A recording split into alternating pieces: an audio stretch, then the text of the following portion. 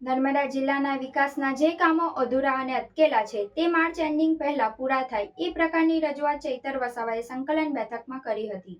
ધારાસભ્ય ચૈતર વસાવાએ આંગણવાડીના બાળકોના 3-4 મહિનાના ફૂડ બિલ પેન્ડિંગ છે તેના નિરાકરણ માટે રજૂઆત કરી હતી. તે ઉપરાંત તેઓએ નર્મદા જિલ્લામાં કેટલી જમીન એને કરવામાં આવી, 73 એની કેટલી જમીન એને કરી અને વેચાણ કરવામાં આવી તે મુદ્દે ચર્ચા કરી હતી. પ્રધાનમંત્રી આવાસ યોજનાના 3જો-4થો હપ્તો બાકી છે તે મુદ્દે પણ રજૂઆત કરી હતી. ચૈતર વસાવાએ કહ્યું હતું કે આદિજાતિ વિકાસનું ખૂબ જ મોટું બજેટ હોય છે, છતાં પણ ગ્રાન્ટ ન હોય એ ન ચાલે. કુંવરબાઈ મામેરામાં 511 અરજીઓ મળી, એમાંથી 363 મંજૂર થઈ. બાકીની પણ માર્ચ એન્ડિંગ પહેલા પૂર્ણ કરવામાં આવે એવી માંગ પણ ચૈતર વસાવાએ કરી હતી. વન વિભાગ દ્વારા જે બ્રિજોના કામો અટકાવવામાં આવ્યા છે એને 2 દિવસમાં ચાલુ કરવામાં આવશે એવી બાહેધરી મળી હોવાનું ચૈતર વસાવાએ કહ્યું હતું.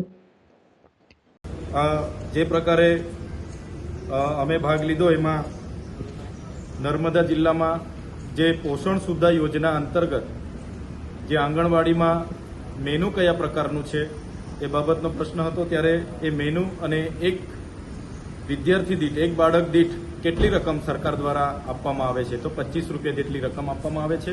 અને એના જે મેનુ પ્રમાણે એના જે દર અઠવાડિયે એમને પીરસવાનું હોય છે એ બાબતની, અને એમના જે ફૂડ બિલ છેલ્લા 3 થી 4 મહિનાથી પેન્ડિંગ છે એને સત્વરે એનું નિરાકરણ આવે એવી વાત કરી છે. એની ગ્રાન્ટ હાલમાં નથી, ગ્રાન્ટ આવે એના ચૂકવણા થશે એવું જણાવવામાં આવ્યું છે. એ જ પ્રકારે નર્મદા જિલ્લામાં એને ખેતીની જમીન કેટલી એને કરવામાં આવી છે, એમાં 73 એની કેટલી એને અને વેચાણ કરવામાં આવી છે એ બાબતની પણ આજે ચર્ચા થઈ છે. એ જ પ્રકારે નર્મદા જિલ્લામાં આદિમ જૂથના વર્ગ પર જે આવાસની યોજના છે એમાં આવાસની યોજના પૂર્ણ થઈ છે, પણ અમુક નાના મોટા દરવાજા બારીના કામના લીધે 3જો હપ્તો બાકી છે.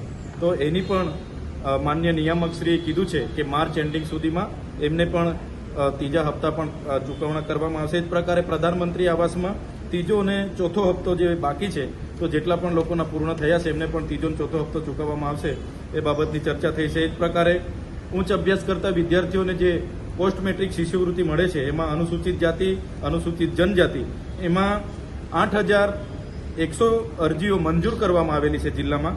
એમાંથી માત્ર 2,935 લોકોને જ સ્કોલરશીપ મળી છે. ત્યારે મેં મદદનીશ કમિશનરશ્રીને કીધું છે કે આ ફેબ્રુઆરી પૂરો થવાનો અને માર્ચની એન્ડિંગ પણ આવે એના પહેલા જેટલા પણ બાળકોની પોસ્ટ મેટ્રિક શિષ્યવૃત્તિ એમના હવાલેથી પેન્ડિંગ છે એ સત્વરે પૂરી કરવામાં આવે એ પણ અમે કીધું છે. એમણે કીધું કે ગ્રાન્ટ નથી, તો અમે સરકારમાં એમના મંત્રીશ્રીને પણ રજૂઆત કરીશું.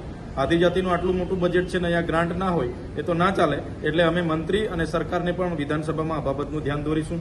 એ જ પ્રકારે કુંવરબાઈ મામેરામાં પણ 511 જેટલી અરજીઓ મળેલી છે, એમાં 363ને મંજૂર કરવામાં આવી છે અને બીજી પૂર્તતા છે એ પણ માર્ચ એન્ડિંગ સુધી પૂર્ણ થાય એ અમારી આજે માંગણી હતી. એ જ પ્રકારે ડેડિયાપાડા તાલુકાના સગાઈ રેન્જમાં આવતા અરેઠી ગામમાં વીજ કનેક્શન મેળવવા માટે ફોરેસ્ટ વિભાગ દ્વારા એમને પાણીપત્રકના દાખલા આપવામાં નથી આવતા, એ પણ આપવામાં આવે એની પણ આજે વાત કરી છે.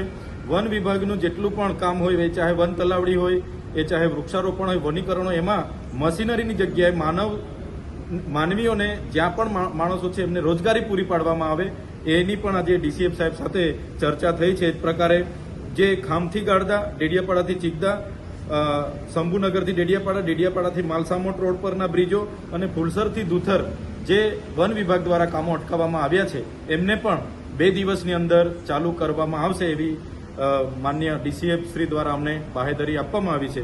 આમ નર્મદા જિલ્લાના વિકાસ માટેના એમના કોઈ યોજનાકીય રીતે જે પણ કામો અધૂરા છે, અટકેલા છે, માર્ચની અંતિમ સુધીમાં બધા પૂર્ણ થાય એ પ્રકારની રજૂઆત અમે જિલ્લાના વહીવટી તંત્રને આજે સંકલન બેઠકમાં કરી છે. ધન્યવાદ.